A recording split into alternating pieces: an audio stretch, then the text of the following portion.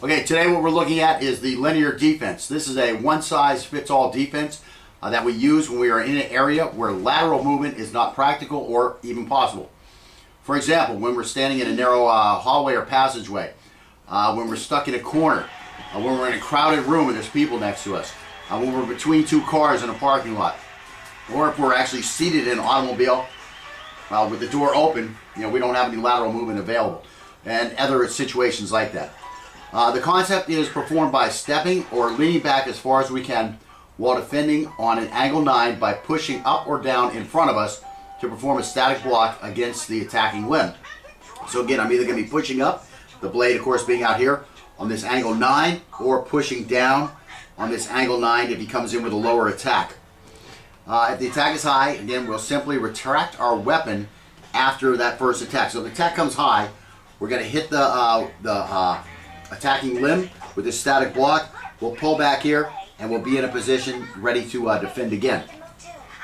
If the attack is low, again, we're going to block on angle 9, but once we push down on this attack, we need to get back up for that head or that throat as quick as we can as he's retracting his attack. Of course, being able to bring our empty hand in there will facilitate that follow-up attack. This can also be a counter to a combo attack by performing repetitive static blocks on angle 9. So again, this guy's coming in and we just keep punching up at this. He starts coming low, we just start punching down at it on that angle 9, trying to bring as much of the blade as we can out of that arm. And again, like I always talk about, you don't want to be playing with the tip of the blade.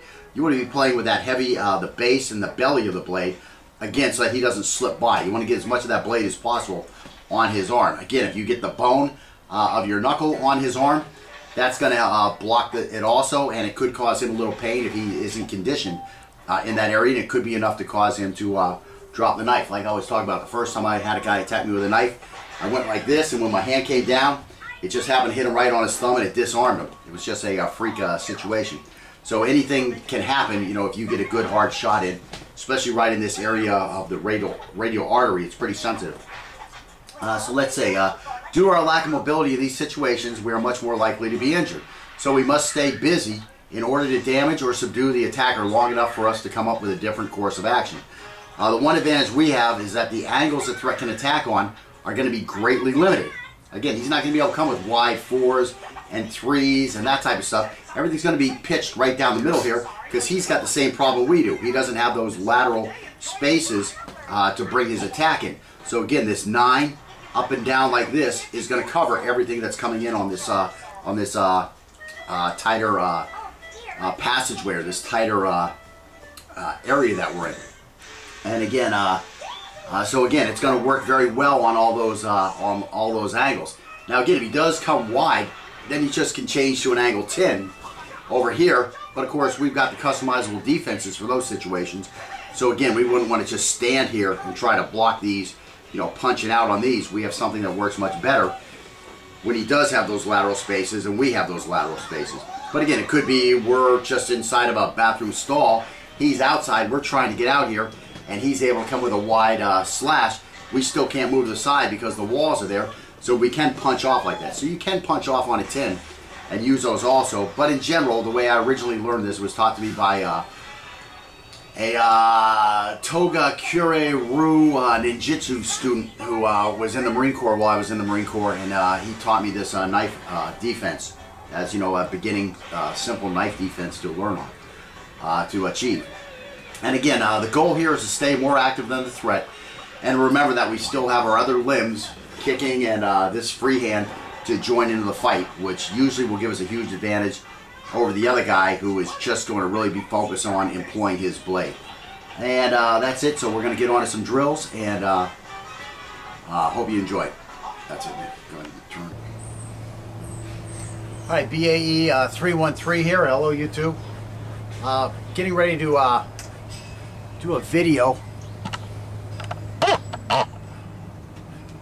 instructing on a couple different things. Knife fighting, handgun disarms, and in general I just want to do a disclaimer, legal disclaimer, or a warning for you. The techniques and skills depicted in my videos are extremely dangerous. It is not the intent of myself or anybody working out with me, or of YouTube probably, to encourage you viewers to attempt any of these techniques or drills without proper professional supervision and training. Attempting to do so can result in severe injury or death. Do not attempt any of these techniques or drills that I show on these videos without supervision of a certified instructor and a checkup to make sure that you are in the proper health to involve yourself in these physical activities. Again, I disclaim any liability from any damage or injuries of any type that viewers or users of the information contained in these videos may encounter from the use of this information. I'm basically doing this for it's being presented for academic study only, and then you get with a qualified instructor, and you go through it with somebody who knows what they're doing. Again, the lessons in this course describe several situations that we would employ armed or unarmed self-defense. However, the methods of self-defense we describe may not be legal everywhere we go. It is important that you consider the legality of the methods in the place you are at. We consider it highly prudent that you become informed on the laws of armed and unarmed self-defense, wherever you find yourself. That's your responsibility. Again, I'm just talking about in this class what's prudent and legal where I'm at, which happens to be South Florida, where you stand the ground law, which is a lot different than it is in other places. So again, just wanted to get that out before the whole video gets started. Blocking using this linear defense, so it's going to be an angle 10 that we're going to be blocking on, either high or low, and we're going to be blocking strikes on angle 1, 2, and 6 and 7. Okay, so everything's going to be high in this first set. So everything will be blocked like this.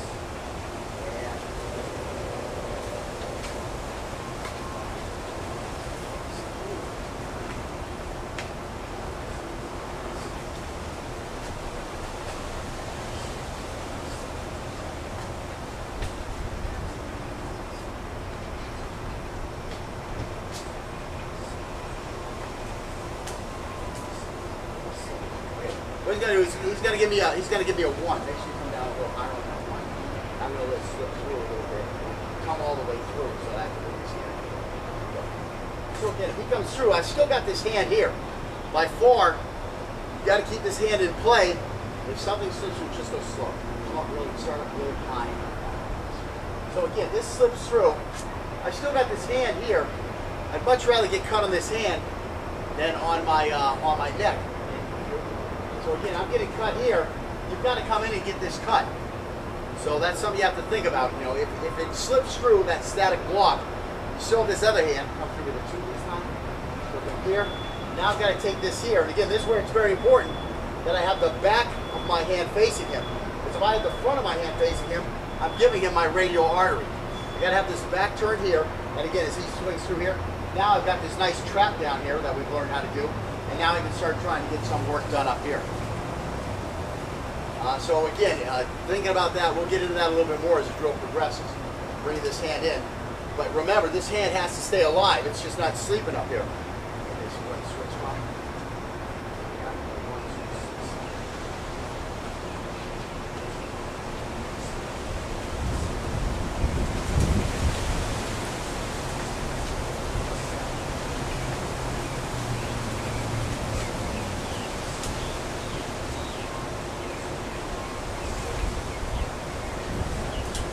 I just wanted to push that one through. He had a good static block on it. I wanted to see if his hand came alive. It didn't need to come alive because he had the static block.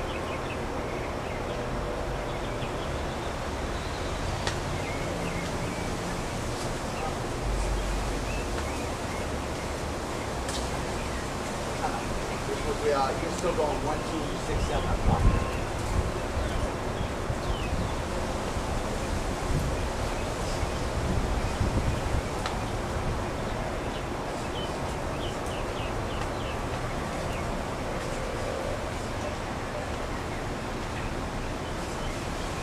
Every now and then I catch myself doing an angle 2, defensive response zone 2.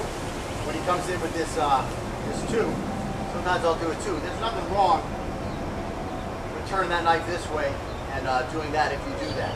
Again, you know, I'm not saying you have to do everything exactly the way the class goes. I mean, if you improvise and it works, that's good. You know, I mean, that's a natural response, that angle 2. So again, if you find yourself the knife turning a little bit, it's not a big problem. Just continue to defend yourself in a proper manner.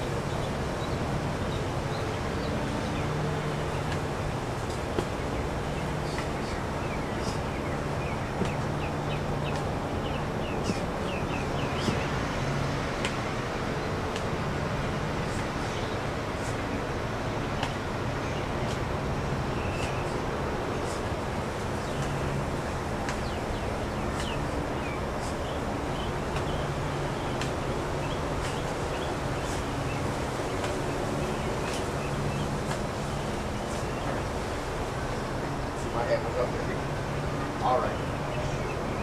And let's see, he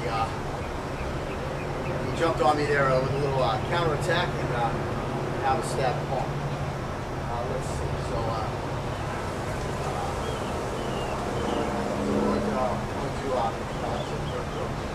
so now the second drill, we're going to go just change the angles a little bit. So now you're going to come with an 11, 12, 5, 8, 11, 12, 5.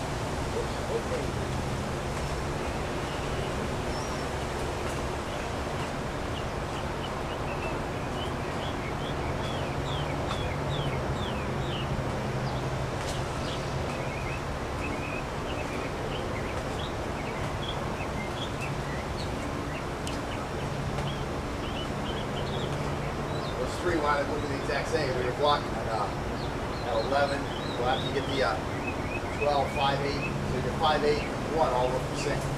Your 5, 8, 11 all look the exact same. Right. Yeah, and you can see how easy it was when I threw the high one accidentally, how easy it was to track it up. Right. It's the same move. I mean, it's just, where is it going when you push it out? Okay, so I'm right here now. Play with it. You're right now. Oh, yeah.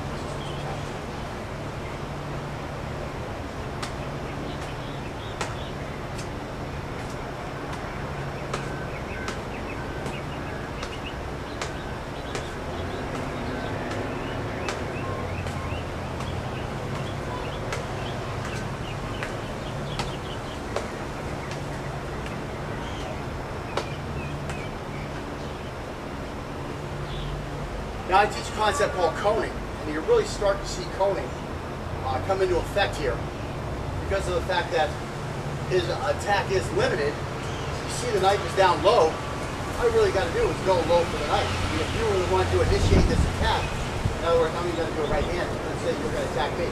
Right there's my attack, right? I mean, I just bumped into the wall or I bumped into the car or whatever. Well, what's that going to do? That's going to bounce me back into you. So what I did was I just jumped on his attack. I'm not even going to give him a chance to attack. That's what we're going to get eventually. Like that. So he says to me, you know, give me your money, and I just come at him. He's got nowhere to go. That knife attack has to come through this area. This elbow has to come right here. I don't care. I'll try a big, try to do a from there. Try to do a stab up here, but on my infantry, so I'm going to attack you. Okay, you asked me for money. Give me your money. See, he has nowhere to go. I've got him right here. I've got him trapped. I got my blade where I'm going to slash his brachial artery, and you know, then I'm going to go to the rear. Of course, I'm bouncing off this car here. So boom, what just happened there? And here I go. This fight's over. So again, that's the beginning of coning. Is his area of influence with that knife starts right here. Now, as he moves it forward, it's going to be in an area this big. When he moves it further forward, it's going to be in an area this big. When he gets it out here, he's got a bigger area where he can bring that knife to. But it's all going to start through this portion of the cone. And if I look at this portion, it's even going to be moving slower. It's going to have less area influence.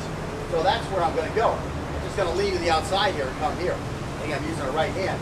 With the left hand, it would be just the same thing. Just when I come here. And now I've got that brachial artery. Now I could, go ahead again. I could just come here like we've been doing and finish this here. But when you're jumping on the attack, it's a little different. We'll get to that a little later. So now I'm going to be the one who actually starts this fight. He says to me, pulls the knife out, says, give me your money. He doesn't see I've already got my knife back here. Maybe he's a little wary, so say, give me your money, Boom, here I am. I'm beating him to this attack. That's the secret. Now I'm in here, boom, slash right across here. Here I go with kidney shot, get him thinking low, and there he exposes that neck for me. I take that neck. So, again, I'm jumping ahead a little bit, but that's where we're going. But you need all this to get here. That's another excellent thing about the linear defense, is it really starts letting you see that coning. How, you know, we're doing all these high right now, and then we're doing all a low line attack. But you start to see how everything starts to look the same if you're jumping on it early enough. Okay? So what am I doing right now? We're doing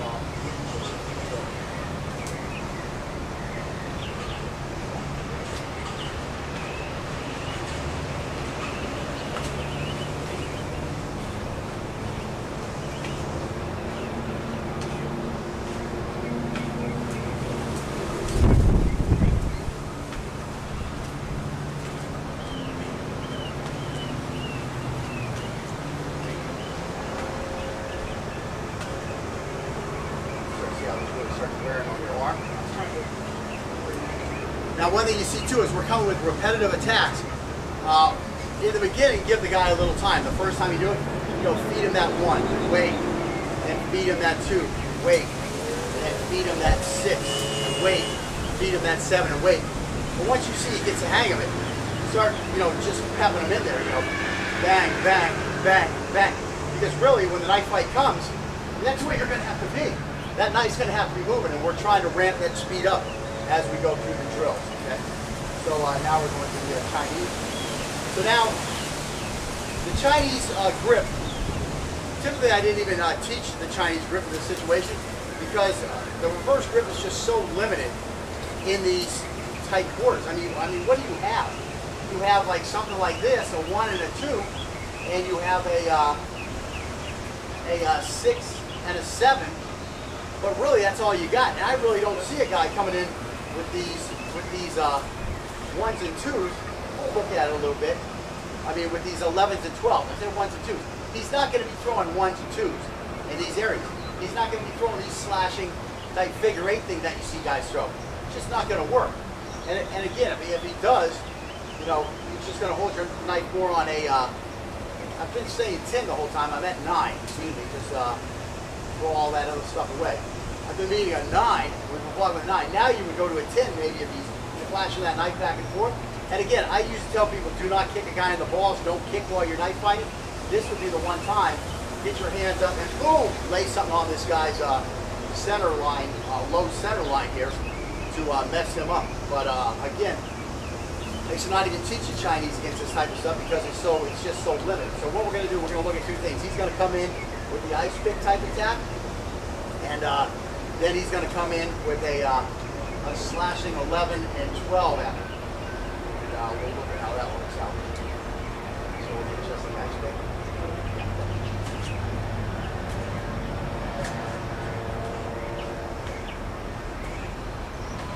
So all you really have to watch out is for that blade.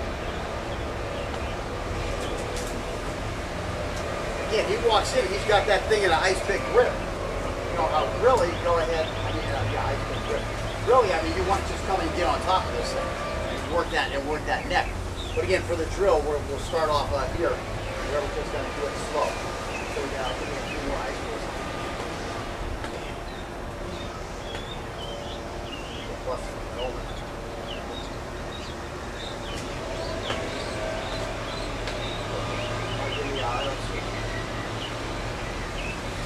And again, do you need to do left and right here? You don't really need to do left and right. It's the exact same thing.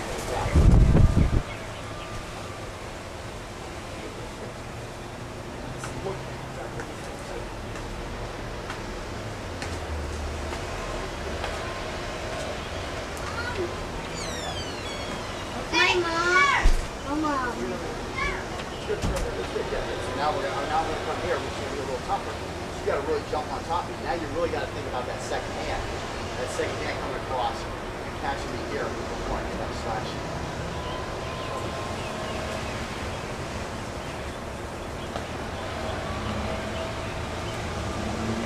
And again, this is knife leads into the area. Knife goes in the area first, and then the hand will follow. And again, as we start to advance this, there we go, Scott's picking up already. So there's that second 9.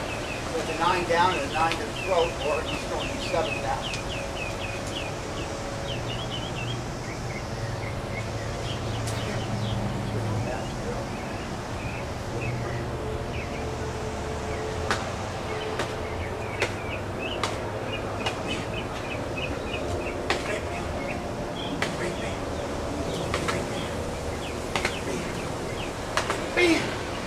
Okay, so we got the idea of that there. So again, that Chinese is going to be much more limited. He's not going to have the room to bring it up. He's going to bring it up like this. He's going to hit the side of the stall. Between two cars, you might have a better chance. You know, again, just come with a big 1 or a big 2. Boom, there we go. He's going to catch this thing. And again, what you're seeing, the problem with where we're wearing the pads, is there's a secondary effect to this thing. That's if your blade doesn't hit, or even when your blade does hit, your knuckles right here are just smashing into his bones. Again, is he going to feel that during the heat of the moment? Maybe, maybe not. Depends on what kind of a man he is and whether he's had some training. If he's a little sissy girl, he's going to probably lose his knife when he gets hit there. And again, that's why it's important to do this training. You're getting hit in those things pretty regular. Yeah, we have a pad, but if you think this pad is stopping it all, go ahead and go through the drill a little bit. Throw those angles with a little bit of speed on it, and let your buddy smash you on those sensitive areas in that wrist bone, especially after about the 6th or 7th one. You know, you start feeling it even through the pads. But again, you know, that's part of conditioning. You want to condition yourself so that when you get tapped, you know, there you don't drop your knife out of. So anyways, I guess that's it for the first stage. Now we're going to look at the drills real quick for the second level of this this thing to ramp it up a little bit.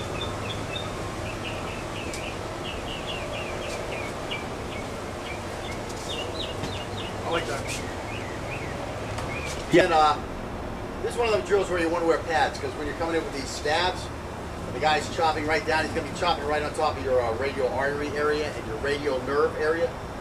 So definitely turn the pads the back way. I have these like for the hands. I just don't put my fingers through the finger area. I just put my arm out through the big hole area. And then this one is like a foot, and I take the part that would be on the top of the instep. I just fold it inside. And so I've got a nice double padded area here if you need that. So anyways, if you want these on the inside. Yeah. The inside of the arm. No, this is what I'm working on. This is where you okay, so again, what we're going to be doing is we're going to be limiting the attacks we're throwing. And the guy in the defense is just going to be trying to static block out here on angled tins to start with. So what will happen is, actually let me start with this. Okay, so what I'm going to do is I'm going to come in with an angle 1 slash, so I'll come like this. That's all you want to do. Right there. Okay. I'm going to come with an angle 2. Right there. Now here I come on an angle 5. Right there. Here I come on an angle 8. Right there. So now I'm going to jump a little bit.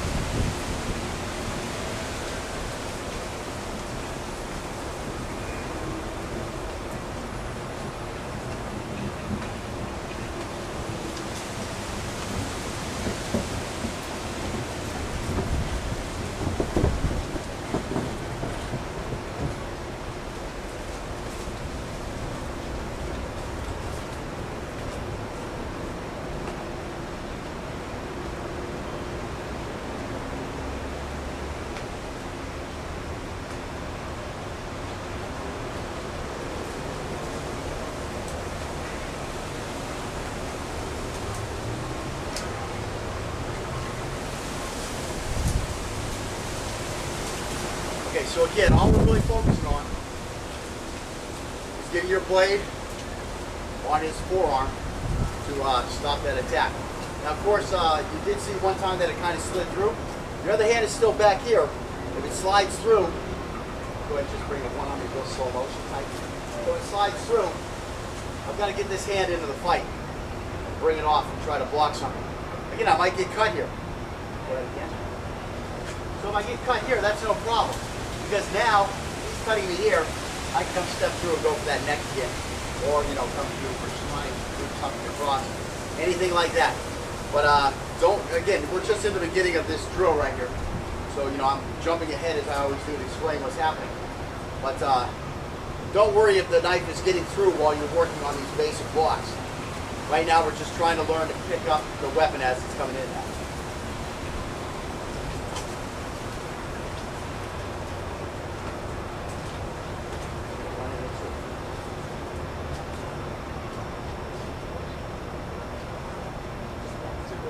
What I want is 1, 2, and then 5, 8, 1, 2, 5. Again, I mean, if you're throwing funny, you're not.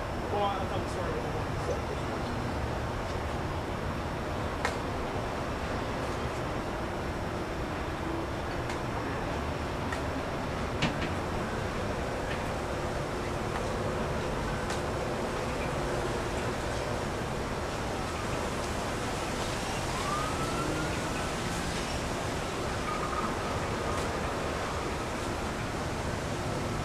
You want to go through and feed each other all of the strikes about 5 times. Then you want to switch your knife hand and again continue again.